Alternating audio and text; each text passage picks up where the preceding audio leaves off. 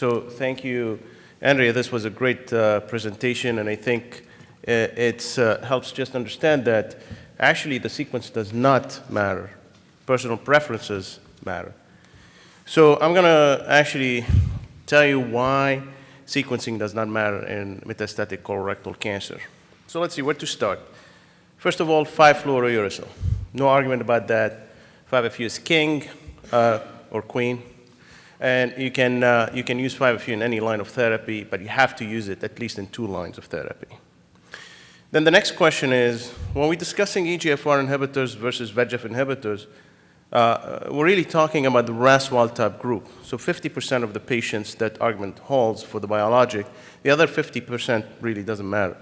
But what holds more is chemotherapy. Doesn't matter if you go with irinotecan or oxaliplatin.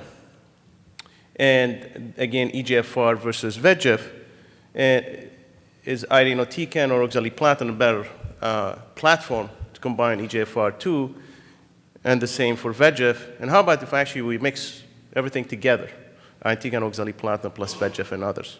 So we have a lot of options. And again, I appreciate Andrea showing the NCCN guidelines, which again emphasizes that really sequence doesn't matter. You have a long menu that will get you to your goal. But not to be repetitive, but the first study that actually addressed the question of sequencing was Folfox versus Folfiri by Tournegand in the early 2000s. It was a study randomizing patients to receive either Folfiri or Folfox and then cross over to the other one. And it didn't show much of a difference between the two. Survival was similar, response rate was similar, time to tumor progression was similar. The toxicities were a little bit different. Alopecia, perhaps more with Folfiri, actually more with Folfiri, more neutropenia, and of course neurotoxicity with Folfox.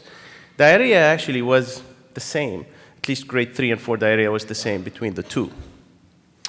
So how about VEGF inhibitors? Should we use them in the first line? So we know adding VEGF inhibitors to chemotherapy, whether Folfiri, Folfox, IFL, does improve outcome versus chemotherapy alone. So we know that. The question is, does bevacizumab do better with Folfox or Folfiri? And that answer now has been raised by the study, by the Maverick, which is a large phase 2 randomized study that looked at Folfiri-Bev versus Folfox-Bev in the first line.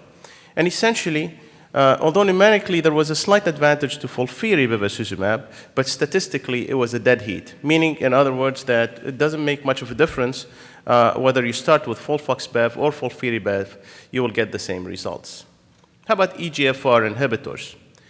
Again, we know that EGFR inhibitors do improve outcome, whether added to Folfiri or added to Folfox. And I'm really going to focus on the RAS wild-type group because this is really now where we use these agents.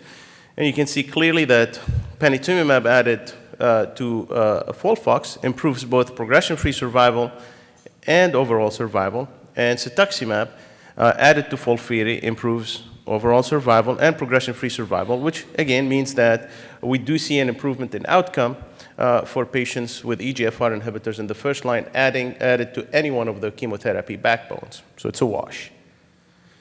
All right, so we have EGFR inhibitors, we have VEGF inhibitors. They seem to play well with Folfox and Folfiri. So in those RAS wild-type metastatic colorectal cancer, should we start first with EGFR inhibitors or should we start first with VEGF inhibitors? So the FIRE3 study, which was a European study, looked at KRAS wild-type patients who were randomized to receive bevacizumab plus Folfiri versus cetuximab plus Folfiri.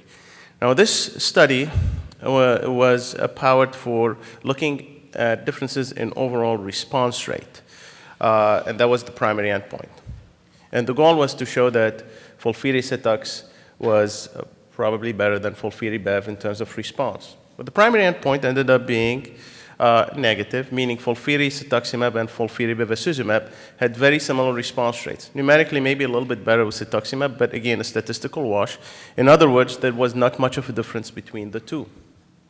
When you look in the RAS wild type at survival, which was a secondary endpoint, I remind you, there was an improvement with Folfiri cetuximab versus bevacizumab. And when you look at the curves, you can see that this happens actually way after the PFS, and it could be related to a number of different factors. But since this was not the primary endpoint, I find it very difficult to use this as a reason to choose one versus the other. Add to that CLGB 80405, which is a larger study powered for overall survival, had both Folfox and Folfiri with bevacizumab, or Folfox or Folfiri cetuximab, investigator choice, and essentially showed no difference. Whether you start with cetuximab or with bevacizumab, whether it's Folfiri or Folfox, they all do great, relatively so. And when we actually take that Folfiri arm from CLGB 80405 and just compare it historically to FIRE3, you can see that PFS is about the same. Overall survival actually in CLGB 80405 shows a little trend favoring bevacizumab versus cetuximab. But when you take all these things together, all what that tells you is essentially whether it's bevacizumab or cetuximab added to Folfiri, do pretty much the same. So well, we are in New York, so you got to forget about it. Do we even care about sequencing? I mean, how about if we just do the all kitchen sink approach, just put all these drugs together, at least for certain subgroups of patients. So one study, TRIBE, Folfoxiri plus bevacizumab, so 3 drugs plus bev versus Folfiri plus bev, did show at least some improvements in progression-free survival and trend to improve survival. And more specifically, that subgroup of BRAF mutated patients seemed to benefit even more so from the combination. And then we look at another study that was actually presented at ASCO GI, STEAM, which was a randomized study of looking at the 3-drug regimen plus bevacizumab, either sequential or concurrent, versus Folfox bevacizumab. And what this study shows, again, that by doing all 3 drugs together plus bev, you get better responses, better progression-free survival. You also get improvement in liver resection rates, as well as R0 resection. So there is validity to actually just forget about sequencing and just for some patients, just put them all together at the same time. So my conclusion is that there is no optimal sequence for first-line therapy in metastatic colorectal cancer, whether it's irinotecan or oxaliplatin, bev, or EGFR inhibitor in the RAS wild type added to 5-FU brings the same results. And this is consistent with the NCCN guidelines that Andrea showed first. I think there is a rationale for triplets plus bevacizumab, saying the liver mets only, with the STEAM study showing that there may be an advantage, the RAS wild-type BRAF mutated patients, and perhaps other. Ultimately, the strategy is you have a goal, is to improve patients' outcomes, and it doesn't matter where you're going to start. All these options are valid. Ultimately, you're going to end up reaching that goal. Thank you.